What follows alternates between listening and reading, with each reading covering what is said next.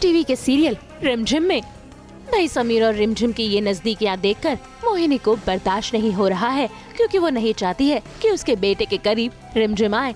तभी तो देखिए वो हर मुमकिन कोशिश करती है रिमझिम को समीर से दूर रखने की। तो वहीं दूसरी ओर प्रेम बुआ सा को लेकर भी घर में शुरू हो गया है नया बवाल।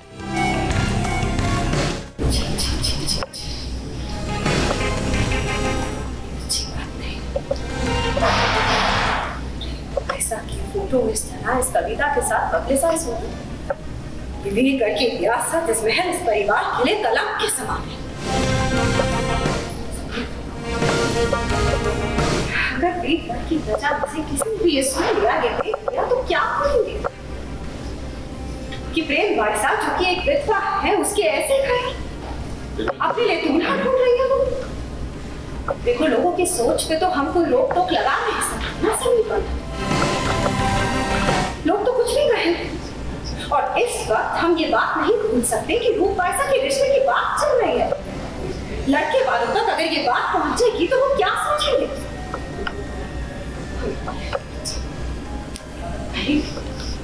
प्रेम बाईसा की इस हरकत की गाज रूप बाईसा के रिश्ते में आ गया।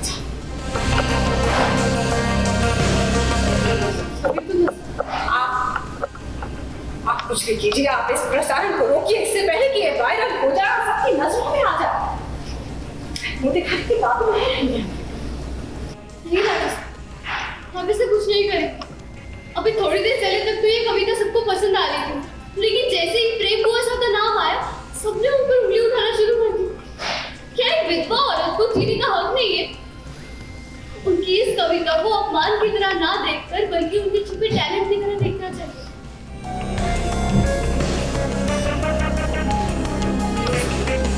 हमने विधवा औरतों के एनजीओ के लिए इतना बड़ा डोनेशन किया ताकि वो नया हुनर सीख सके, अपने पांव पर खड़े हो सके। अगर आप सच्चे मायने में उनका सहारा बनना चाहते हैं तो आपको उसकी शुरुआत अपने घर से करनी होगी।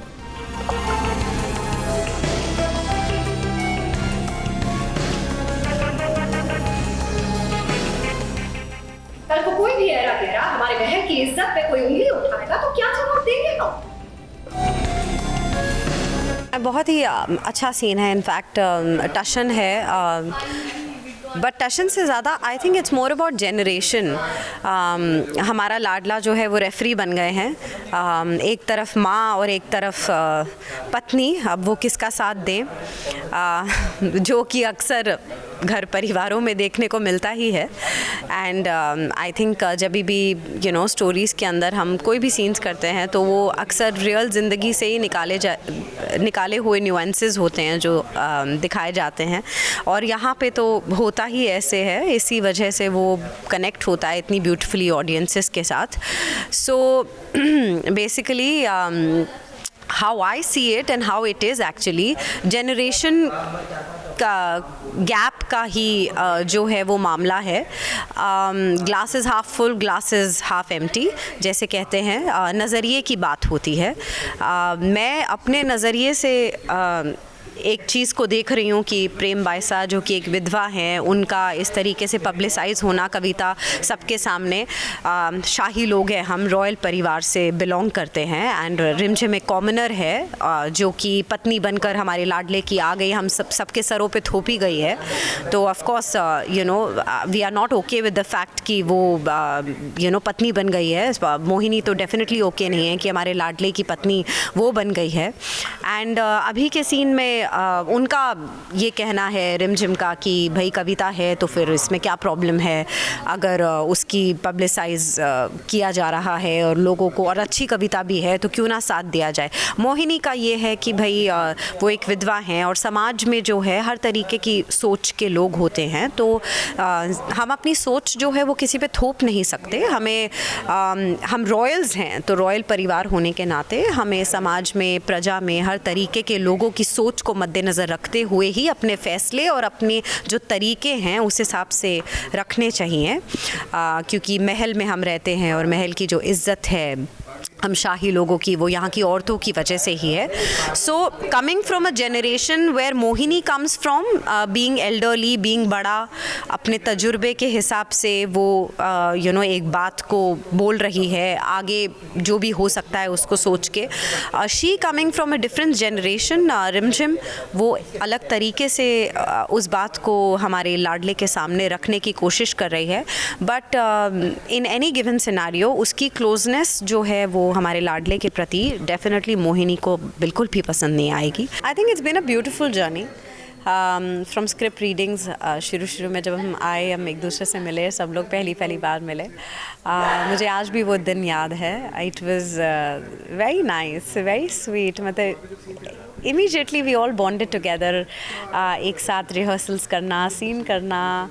जब हम स्क्रिप्ट रीडिंग करने ऑफिस में जाते थे सब लोग, हम हर रोज़ जाते थे, फिर सेट पे आना और फिर सेट पे सीन्स करना, यहाँ का माहौल, सब कुछ, पूरी unit, crew, directors, production, producers, everyone is so sweet. I mean, I think I'm very fortunate, very lucky to be working in such a beautiful production house and Dangal TV channel, of course, जिनके साथ ये दूसरा show है मेरा. And I'm really very happy to be working with such a good crew. सब actors के साथ हमारी सबकी बहुत अच्छी बॉन्डिंग है. और शायद इसी वजह से जब हम घर से निकलते हैं यहाँ आने के लिए, तो मुझे एक पल के लिए भी ऐसा नहीं लगता कि मैं कहीं शूट पे आई हूँ, सेट पे आई हूँ, बल्कि ऐसा ही लगता है कि परिवार के बीच में हूँ, अपने परिवार के पास आई हूँ मिलने. देखो, आपके लिए 100 एपिसोड है. मैंने तो शुरुआत में ही आके बोल दिया था कि मेरे लिए ये सेलिब्रेशन 500 एपिसोड्स की है, और नेक्स्ट सेलिब्रेशन जब हम करेंगे तब 1000 एपिसोड होगा मेरे लिए. तो मेरे लिए तो 500 एपिसोड हो गए भाई. अभी 500 और करने हैं और भी आगे जाना है. We all are eagles basically, and we will only fly. Elevated होकर हम लोग आगे बढ़ते जाएंगे. एंड सच्चे पातशाह की दुआएं तो है ही हमारे साथ, आप लोगों की दुआएं भी है हमारे साथ, जिसके लिए हम अपने आप को खुशकिस्मत समझते हैं. So thank you very much for being in our lives. Thank you for supporting us. Thank you for supporting me in my life, in all my ups and downs. सास बहू बेटियां ने हमेशा मेरा साथ दिया है.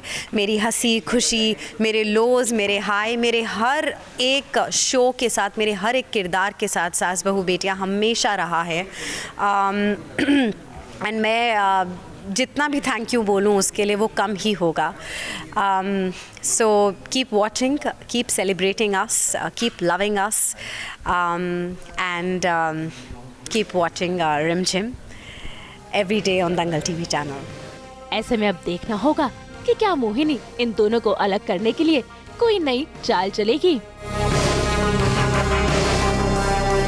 मुंबई से कैमरामैन अजय उग्रेजा के साथ ब्यूरो रिपोर्ट.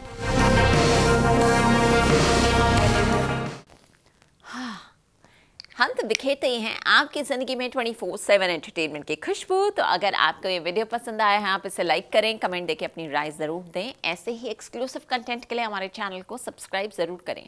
अगर आप ये वीडियो फेसबुक पर देख रहे हैं तो हमारे फेसबुक पेज को भी लाइक करें. नाम तो आप सब जानते ही हैं, सास बहू और बेटियाँ, जहाँ हम लेकर आते हैं आपके लिए एंटरटेनमेंट की गुड न्यूज़.